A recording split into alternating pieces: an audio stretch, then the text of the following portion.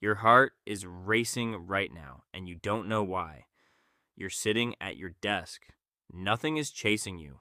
Nothing is wrong, but your palms are sweating and your chest feels tight because an email just arrived with the subject line, "We need to talk." Nothing here can actually hurt you, but your body doesn't know that. Your body thinks it's about to be eaten. That reaction, that jolt, is 300,000 years old. It was built for lions in tall grass, not in boxes. And the story of why it never got the memo is far stranger than anything in your inbox. Go back 200,000 years. You are standing at the edge of a savanna. The grass is tall enough to hide almost anything. A shape moves. Maybe it's the wind, maybe it's a leopard. You have about half a second to decide. Guess wrong in one direction, and you waste some energy jumping at nothing. Guess wrong in the other direction, and you become dinner. Which mistake do you think evolution favored? The neuroscientist Joseph LeDoux spent decades mapping exactly what happens in that half second. He found that a threat signal doesn't go to the thinking part of your brain first. It goes straight to a small almond-shaped structure called the amygdala. The thinking brain, the part that could calmly weigh the evidence, gets the message later, sometimes much later. Why? Because thinking is slow, and slow gets you killed. A brain that stops to reason, is that shape actually a predator? While a lion closes the distance is a brain that doesn't get to pass on its genes. A brain that flinches first and asks questions later does, over hundreds of thousands of years, flinching first won, every single time. So the amygdala became a smoke detector. Not a judge, not a scientist, a smoke detector. And here's the part almost nobody tells you. A smoke detector is not designed to be accurate. It's designed to be paranoid. The evolutionary psychiatrist Randolph Nesse calls this the smoke detector principle. A cheap smoke detector that goes off every time you make toast is annoying. But a smoke detector that fails to go off during an actual fire is fatal. So every smoke detector ever built is tuned to err on the side of false alarms.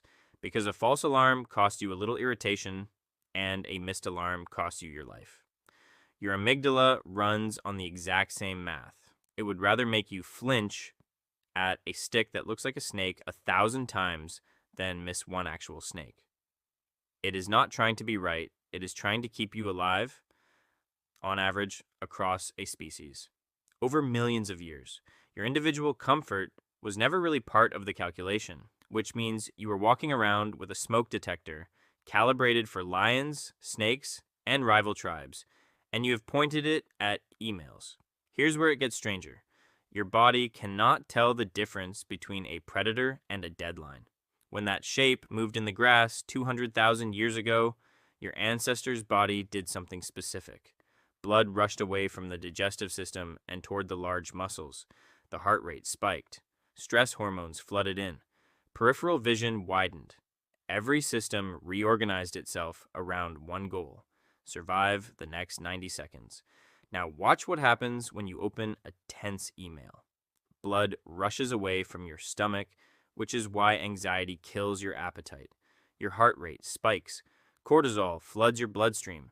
Your vision can even narrow, tunneling in on the screen. It is the identical biological program. Your body is bracing to fight a predator or outrun one. Except there is no predator. There is no 90 seconds to survive.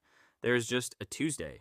The biologist Robert Sapolsky spent years studying zebras on the African savanna, and he noticed something that should unsettle you. When a zebra escapes a lion, its stress response shuts off almost immediately. It goes back to grazing within minutes, as if nothing happened. The chemical alarm did its job, the threat passed, and the body reset. Humans don't do that. Sapolsky found that human beings can trigger the exact same stress response just by thinking, just by imagining. You don't need a lion. You need a memory of an argument, a worry about money, a replayed conversation from 3 days ago. Your body cannot tell the difference between an actual threat and a rehearsed one. It responds to both with the same flood of chemicals meant for outrunning a predator. which means, in a very real sense, your ancestors got attacked by lions a few times in their lives. You get attacked biologically by imaginary lions several times a day. Your heart is racing right now, somewhere, over something that will not matter in a year. It always has been. The only difference is that now, for the first time in 300,000 years, you're the one who gets to decide whether to run.